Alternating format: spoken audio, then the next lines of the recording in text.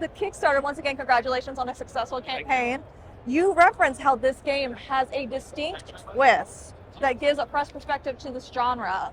Can you share a little bit more about what that is and how it gives this a unique take?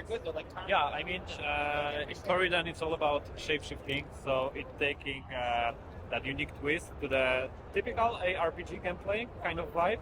So thanks to that, we want to add additional layer of giving the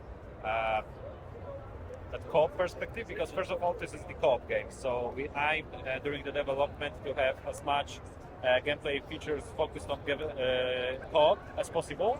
Thanks to that, that shape-shifting is giving you basically the additional character to the game, because thanks to that, your human and beast form have different skills, different abilities, so it's basically up to you how you want to approach the combat, the waves of enemies, because you can basically stick to that human form and use arrow, use the sword or axe, or you can switch to the beast form and, for example, use your tail to grab enemies, or be a car to your other companion, because we have also that ride mechanic, so you can hop on the back and cruise around the map. So this is the example of those kind of features we have in Coridden. Right. With the focus on co-op, how is the balance between co-op and those that are coming in single player? With this genre, you see a lot more focus on single player, so that is another way that this is unique. So how do you guys approach that balance? I mean, if the more characters are in the game, you have more enemies, and of course you can pick up to 3 different difficulty levels. So basically this is the thing that we are still trying to iterate, because I feel that in those kind of games, balance is the most important factor, because you still need to have fun from that game, but it cannot be too difficult or be stuck on some kind of level because you do not have enough power, for example, to beat down the enemies. On the other hand, Coridden is not only about the combat itself, because we also have some kind of jigsaw or puzzles around the environment. So I can say that each level has some kind of puzzles, like for example you saw on that gameplay, or we can see right now, we have rails. So you have trolley on the rails. So one character needs to push the trolley, the other one it's above, and thanks to that you can access things up ground, which contains, for example, valuable chests. So those kind of actions are also a part of co-op gameplay. Okay. You meant in the Kickstarter, you mentioned a lot of classic and popular games, especially the RPG format, as this is one. Yeah. How do you both nod to these games that you love and the genre you love, while also making your own fresh stamp and your own impression into it? Kickstarter, I would say Kickstarter is all about giving people the perspective what they can expect from that game. So, for example, we had like 10 inspirations. We asked devs what they feel about the Coridden, how it can align to other games. So I would say that this is the combination of all of those games. But for example, from for example Horizon. That's right. Yeah, we have that dinosaurs, some kind of ancient forms, Forbidden City, and it's giving people the glimpse from that story approach that Horizon may fit players that like those kind of depth story. From, for example, Diablo vibe, we have that hack and slash factor, right?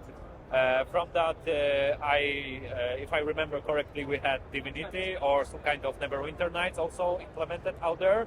So you have all the skill trees, all the abilities, all the branching that you can use. So I would say that, especially while you are creating the Kickstarter campaign, it's good to have that unique selling points to bring as many people as possible, because you have only one shot to grab attention to the players. So I feel that trying to do that list and picking selecting parts of the game and try to compare it to the other classic games, it's essentials. And I really hope that in the final state of the game, people will see that references that we have in Coridden. And as you mentioned, we've also done the frequent talk about comparing it to Horizon, which is one of my all-time favorite video games. That's one thing that caught my attention. But you guys essentially also created your own world, which does have sometimes a feel of it, which I already got off of 20 minutes of gameplay and love. But how did you guys approach creating your own world and that whole system of what happened, what's coming, and how that all relates to how we play the game? I mean, from the dev perspective, Narin and Valdemar, the developers staying behind Coridden, they put the biggest focus on sibling relationships. That's why we have 4 players in the game, of course playable, and the story itself is relying about this relationship, what's going on, because we have, of course, ancient city, and I would say it's all about having that, design approach to be catchy, because I would say that we are in the similar bucket like Horizon in terms of that high technology. This is the modern world, but something happens, so we have some kind of resemblance from ancient city.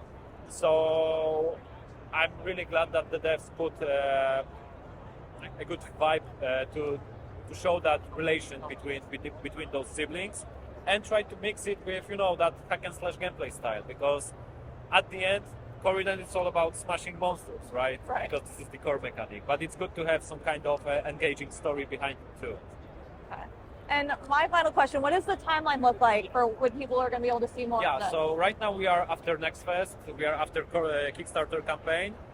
We are aiming for some kind of closed beta, because it was one of the premise to the people that we want to create closed beta for Kickstarter community. And right now I would say that we are aiming for summer this year, but it's hard to predict right now. It will be June or August. It still depends, but I'm more than sure that this summer will be the release window for Coridden. Okay. That's all I have. Thank you so much for talking with us and letting me play. Thank you very much. Appreciate it.